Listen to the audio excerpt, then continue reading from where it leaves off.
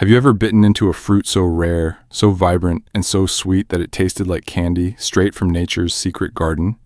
Imagine slicing open a dragon fruit, not the common white one you see in stores, but a glowing ruby-red treasure that almost looks too beautiful to eat.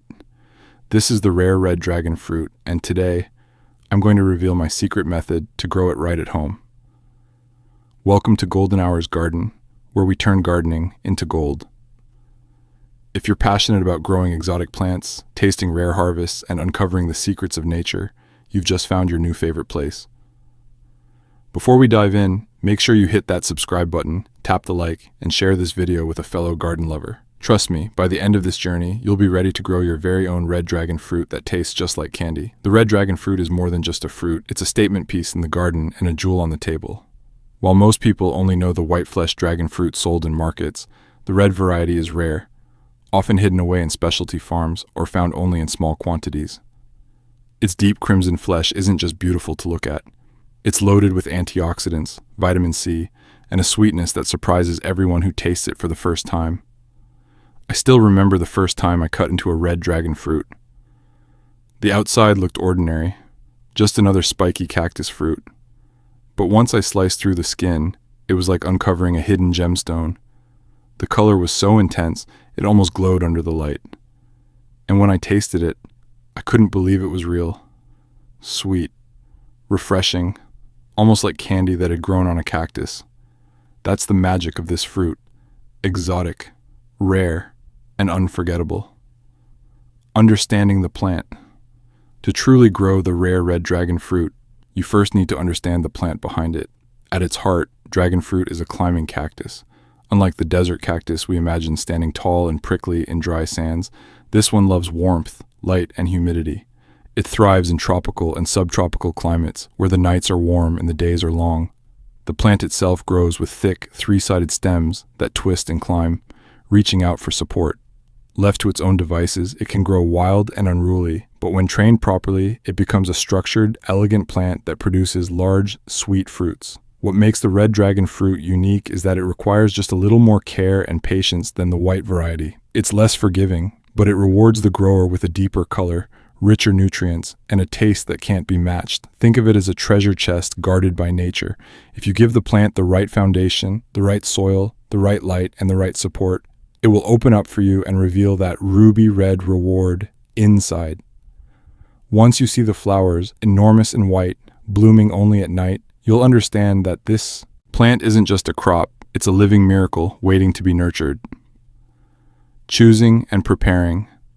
Seeds, cuttings. When it comes to starting your red dragon fruit, you have two choices, seeds or cuttings. Seeds are the slow path, a patient grower's journey.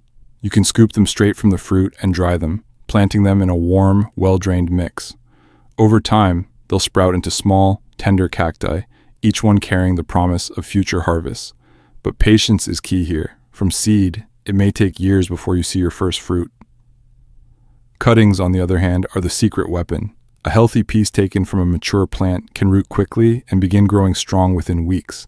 This method doesn't just save you time, it ensures that the plant you're raising is a true copy of the red variety, not a mystery seed that could turn out white. And here is where my secret method comes in. Before I plant my cuttings, I let them dry for a few days until the ends callus over.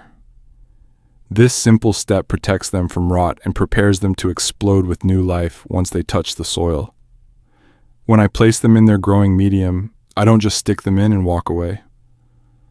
I dust the tips with a natural rooting powder, then set them at an angle so water runs away, not toward the wound. This tiny detail makes a huge difference. Within a short time, roots stretch out, and the cutting grabs hold of the soil. From there, it's no longer a cutting. It's a living plant, ready to climb, bloom, and one day bear those candy-sweet fruits. Soil and potting mix. The soil you choose for your red dragon fruit will decide whether it merely survives or truly thrives. Remember, this plant is a cactus at its core, which means it hates having wet feet. Poor drainage is the quickest path to root rot, and once the roots are gone, the plant won't recover. So the first rule is simple. The soil must breathe. I build my mix like a recipe. 1 part rich compost for nutrients, 1 part sand for drainage, and 1 part perlite or pumice for airflow. The compost feeds the plant, the sand keeps the water moving, and the perlite ensures the roots have room to breathe. When combined, the mix feels light in your hands, but still strong enough to support the plant's climb. Here's the secret twist. Before I plant, I enrich the mix with a natural nutrient booster. Sometimes I use worm castings, other times a sprinkle of aged manure tea that's been dried and blended into the soil. This extra kick gives the young plant a head start, making it stronger, greener, and ready to climb toward the light. The result is not just growth, but growth with power, the kind of strength that leads to larger, sweeter fruit in the future. If you prepare the foundation right, the red dragon fruit rewards you every step of the way. Think of it as building a home for your plant, not just a container of dirt. With the right mix, you've already unlocked half the secret to fruit that tastes like candy. Planting and support structures. Once your cutting is ready and your soil mix is prepared, it's time to plant. This is where patience meets precision. I start by digging a small hole just deep enough for the calloused end of the cutting. I press the soil gently but firmly around it, making sure the plant is stable, almost like tucking it in. Then I water lightly, not to drench it, but to let the soil settle around the new roots waiting to grow. But here's the part most beginners overlook: support. Red dragon fruit is a climbing cactus, and without something to hold on to, it will sprawl, break, and waste its energy. That's why I always provide a trellis, a sturdy wooden post, or even a concrete column. I set the support in place at the very beginning so the plant can climb from its earliest days. As it grows, I gently tie the stems to the structure, guiding them upward like teaching a child to stand tall. This small detail makes all the difference. A strong support not only saves the plant from breaking under its own weight, it also encourages higher blooms and bigger harvests. When the time comes, the flowers will open near the top, catching more light and producing sweeter fruit. It's like giving the plant a ladder to success. Without it, the journey is slow and messy. With it, the path to candy-sweet dragon fruit becomes clear. Watering and feeding. Water is life, but for the red dragon fruit, too much water can be death. This plant may look lush and green as it climbs, but deep down, it is still a cactus.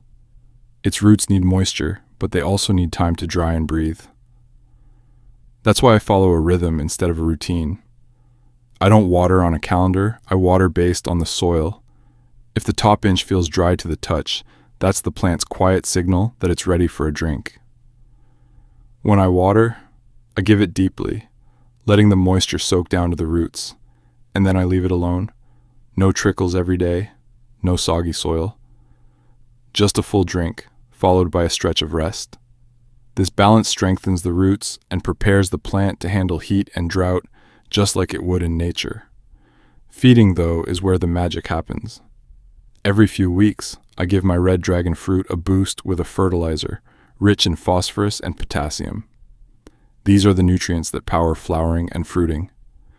Too much nitrogen will only give you long, leafy stems and no harvest, so I keep that low. For sweetness, here's my secret touch. I feed with a diluted mix of organic seaweed extract during the fruiting season. This not only nourishes the plant, but also enriches the flavor of the fruit, making it sweeter, juicier, almost candy-like.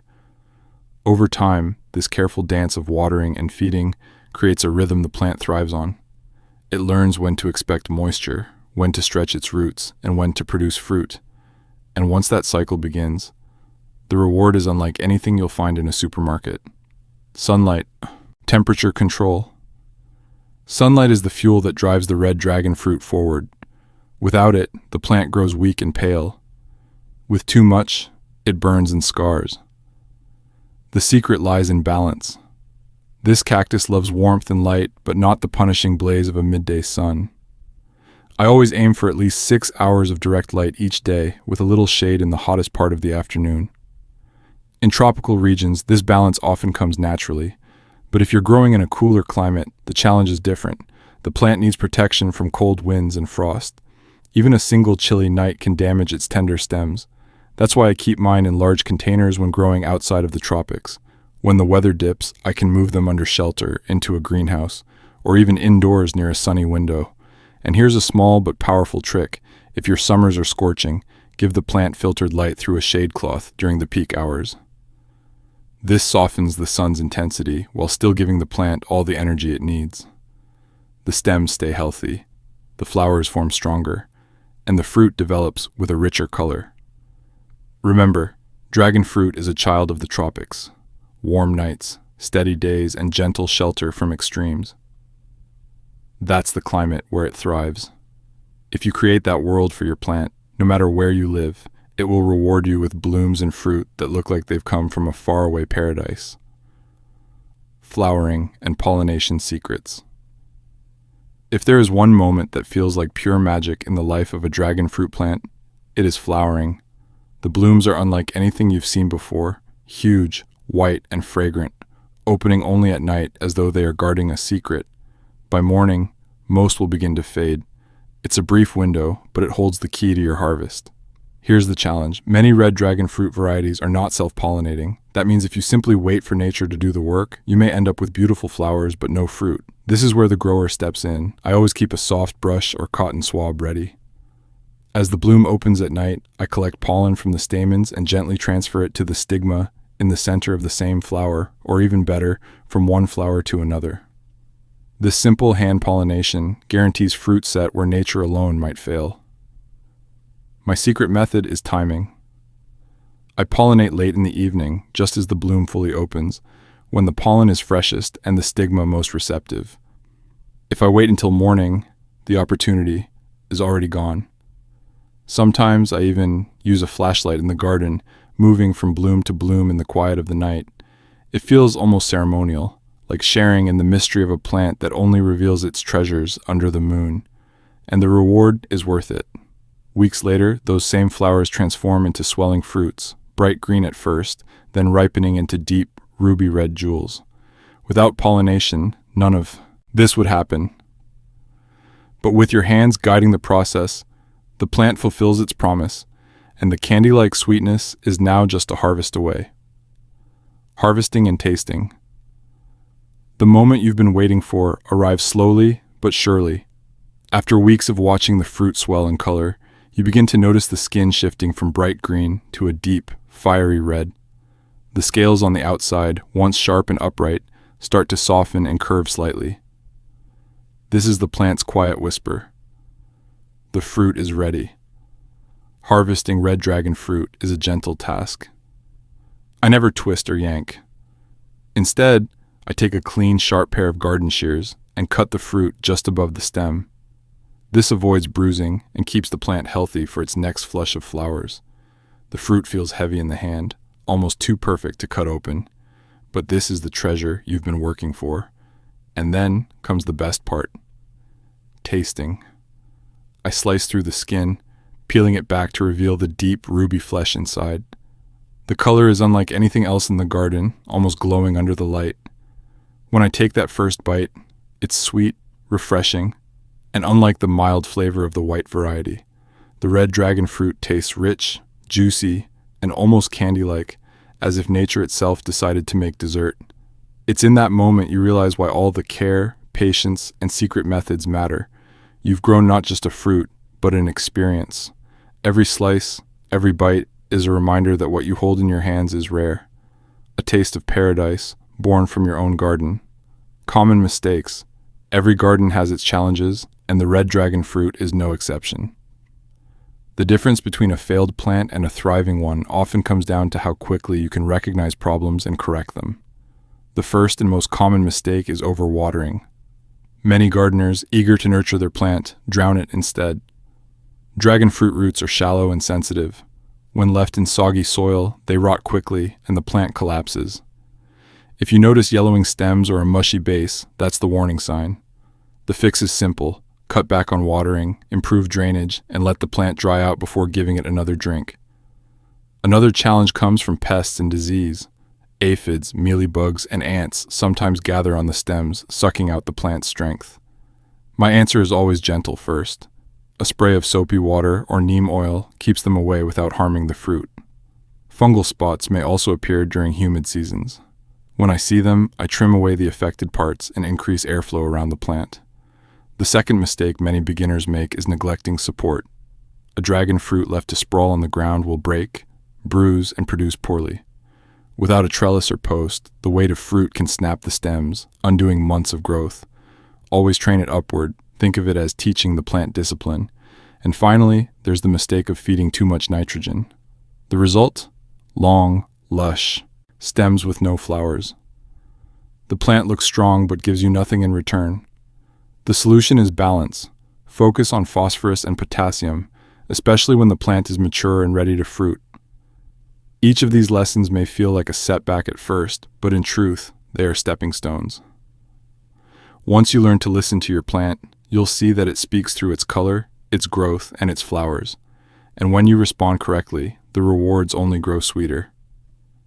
Bonus tips and long-term care. Growing red dragon fruit isn't just about getting one harvest. It's about building a plant that can reward you year after year. And the truth is, with the right care, a single plant can keep producing for decades. One of the most important long-term practices is pruning. Left unchecked, dragon fruit grows wild, sending out endless stems that tangle and weigh each other down. By trimming back weak or overcrowded branches, you direct the plant's energy into the strongest arms, the ones that will carry flowers and fruit. Think of it as shaping a tree. Every careful cut leads to a more powerful harvest. Another secret is rotation. Every few years, I refresh the top layer of soil around the base with new compost and organic matter. This keeps nutrients flowing and prevents the soil from becoming tired. It's like giving the plant a fresh meal after years of the same diet. And here's a bonus most people overlook. Cuttings. Each time you prune, you have the chance to create new plants. A single healthy stem can become the start of another dragon fruit vine. I store my cuttings in a cool, dry place until I'm ready to root them, then plant them as I showed earlier. This way, my garden isn't just producing fruit, it's multiplying itself season after season. The final key is patience. Dragon fruit is a gift for those who wait. It won't reward you overnight, but with steady care it becomes more generous every year. Bigger flowers, heavier fruit, richer color, sweeter taste. It's a long-term friendship with a plant that always gives back more than you expect. We've come a long way on this journey, from tiny cuttings and careful soil mixes to night-blooming flowers and the sweet reward of ruby red fruit. You now hold the secrets to growing one of the rarest and most delicious treasures the garden can offer. The truth is simple. With patience, care, and a little bit of knowledge, anyone can turn a humble cactus into a source of fruit that tastes like candy. Remember the keys. Prepare your soil well, provide strong support, water with balance, feed wisely, and never miss the magic of hand pollination at night. Do this, and your garden will soon reward you with glowing red dragon fruits that taste as sweet as they look. If this video inspired you, don't let the journey end here. Subscribe to Golden Hours Garden for more rare plant secrets. Like this video if you found it helpful, and share it with someone who dreams of growing their own exotic harvests. And tell me in the comments, will you try growing the red dragon fruit, or are you already on the journey? Here at Golden Hours Garden, we believe patience turns into harvest, and every gardener deserves their golden hour. Until next time, may your garden grow bright, your fruits taste sweet, and your hands always be filled with life.